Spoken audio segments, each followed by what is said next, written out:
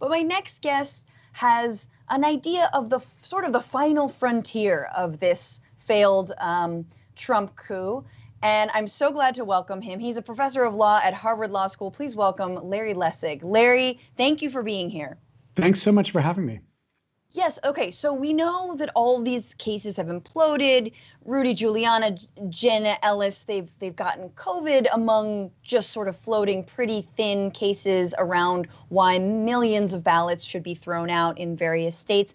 But you've got a theory about one final play that the Trump administration has left up their sleeve. Can you talk about that? Yeah, so the thing I'm worried about is that all of these failed cases, all of these fights about whether, in fact, the election was fair, are just misdirection, like a magician's misdirection. And that, in fact, the game is going to be played around state legislatures exercising what some people think is their constitutional power to appoint electors, a slate of electors, contrary to the slates selected by the people's vote. Now, this theory, let's call it the superpower theory of state legislatures, is supported by some of the justices on the Supreme Court, but it's been explicitly articulated by Trump supporters as giving them a ground, an argument, for allowing the legislature to just ignore the votes of the people and pick their own slate of electors and have that slate of electors counted on January 6th. From a legal perspective, this is just crazy talk. But this is not going to be decided ultimately as a legal matter. It's going to be decided as a political matter, and that's the part here that scares me. So you're basically saying that these electors, that their vote is coming up pretty soon, in which they're bound to vote generally the way that the people voted in each of their state, that they could actually be cajoled by Republican state legislators into voting a different way, or that the Republican legislators will just choose different electors who are pro-Trumpian? Right. So in 2016, we had a big fight about what's been called faithless electors.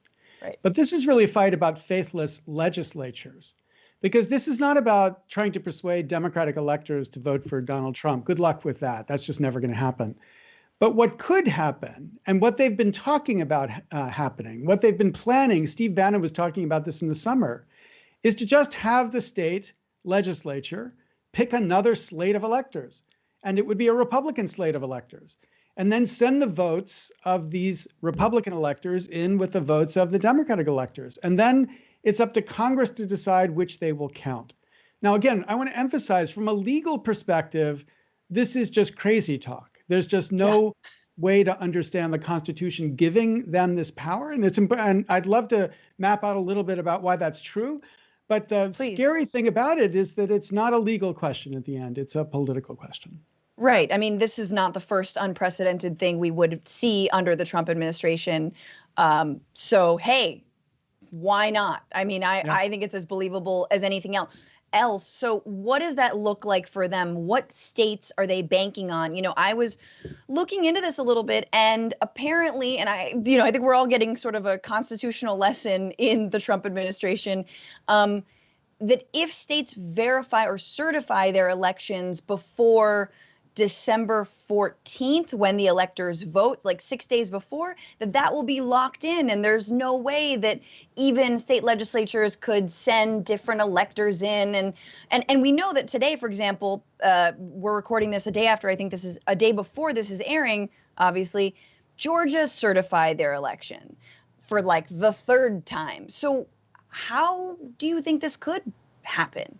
Well, I mean, the first really encouraging thing is that though Donald Trump has been shameless in trying to lobby state legislatures, leaders of state legislatures, so far none of them have acknowledged that they're willing to actually do this. And so I think that they're recognizing that it's just plainly not constitutional. And it's not constitutional because though state legislatures have an important power, the power to set the manner by which the electors are chosen, Congress also has a power. Congress has an explicit power in the same article that gives the states the power to set the day on which electors are, quote, appointed. And that day was November 3rd. So there's no way constitutionally that they can today pick another slate of electors consistent with that rule. And the second really important principle here, I took the case up to the Supreme Court trying to resolve whether electors had freedom to go against the vote of the people. Right. The Supreme Court said, originally it's a hard question. Maybe they did, maybe they didn't. But democracy has overtaken it. And now there's no doubt that they have to follow the will of the people. And if that's true for electors, people that the framers plainly thought would have the power to make a judgment about who should be the president, it's doubly true about the state legislatures, because the state legislatures were never expected to be the people who would be picking the president. Otherwise, you'd have these insane deals that would have to be struck every time we'd have an election to please the legislature to get their votes to make it so that you could be president. So I think if this were decided in the court, it would be completely easy. Now, the law also should make it easy because the law, the Electoral Count Act, says that if these states have certified their votes 6 days before the Electoral College will vote, which is, we're recording this on the 6th day, then Congress is supposed to count those votes. And the only way that Congress can overcome that presumption is if both houses basically vote that they should not have been certified, or they should not have been counted as certified, or that they were not regular, the votes of the electors were not regularly given. And obviously, Democrats control the House, so there's no way that both the House and the Senate would agree to that. But the scary part here is all of that assumes that Mike Pence treats the Electoral Count Act as constitutional. Sure. And if Mike Pence, who presides over the counting of the votes on January 6th, believes that there's a move to be played, a game to be played here, because let's imagine there have been votes by other state slates of electors, then people have been mapping out for many months now all the games that Mike Pence could play. And conceivably, again, I don't think legally, but conceivably, given the politics of the way Congress doesn't work, count themselves into office. So this is why there are two really critical things that we ought to be looking for. Number one, we will know in 6 days whether there are alternative slates. If there are no alternative slates, then it's absolutely over. There's nothing that's going to happen. I mean, there's going to be these objections that will be raised by Congress people, maybe met by objections of the senators, but the objections go nowhere because you've got to have both houses rejecting the votes from these states, and that's not going to happen. Right. So alternative slates of electors, like, oh, hey, Melissa Carone is an elector somehow.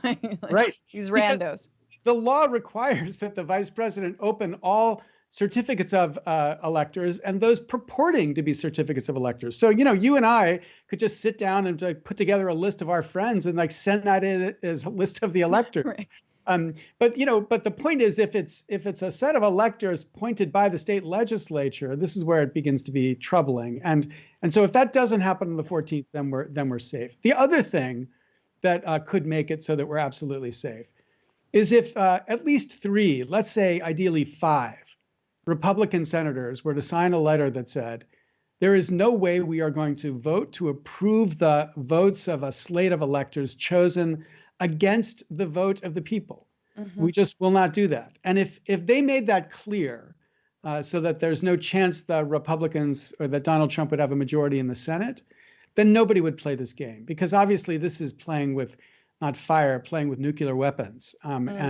And nobody's going to risk that if they see that there's no possible gain at the end. So I think that if in 6 days it turns out there is an alternative slate, then we've got to do everything we can to get the Republicans with a conscience. And, they're not maybe many, but at least 5 to say we're not going to play this game, and that will just shut this down even before it starts. Yeah, I mean, let me ask you just, before I let you go, you've written a lot about, American politics and democracy, and you have thoughts on how to make it more democratic and representative. And now we see this sort of, not just the Electoral College as a process that is arguably not representative of most Americans, obviously, but now this bureaucracy and strange, Rube Goldberg machine of how it all works in the background. What are your thoughts on moving forward? Does this process need to be reformed? What are your thoughts on that?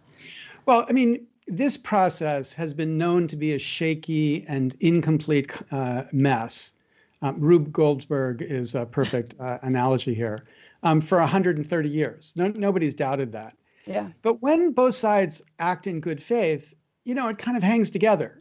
So Al Gore in 2000, some people said he shouldn't have done this, but when the Supreme Court ruled, Al Gore gave it up. Right. He could have tried to play this game in Congress, but he didn't. And we've seen this again and again, where both parties kind of understand that they need to keep the system going. The scary thing is when you have first a president and then 70% of his followers who are convinced that he won the election and they're doing God's work and they'll do whatever it takes to make sure that he gets to be reelected again. And so if they don't live with this constraint of good faith, who knows how the system unravels? So yes, we have a lot to work out in the details. There's like lawyers' work to be done.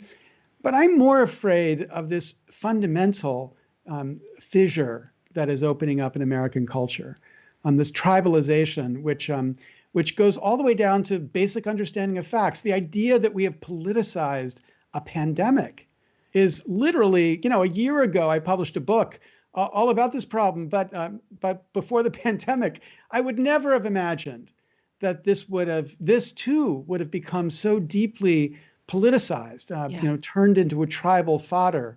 And I think we have to figure out a way to solve that problem too, if we're ever going to get to a democracy that we can count on working, because this democracy, is obviously deeply unrepresentative. The Republican Party has won one election in the popular vote for president in the last 30 years. Right. They've twice been chosen without winning the popular vote. And when you count the Senate and look at the Supreme Court, we have institutions that are deeply unrepresentative of America. And that's going to create an anger and resistance that we've got to find a way to get through. And it's not clear exactly how we're going to be able to do that. Whew, yes, agreed. We only have more problems. Mo money, more problems. Mo Democrats, more problems. No.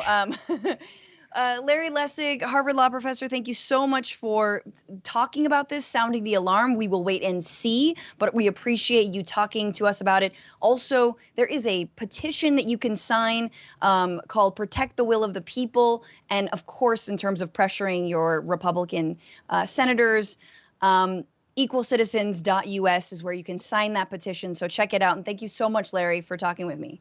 Thank you for having me. Thanks for watching The Young Turks. Really appreciate it. Another way to show support is through YouTube memberships.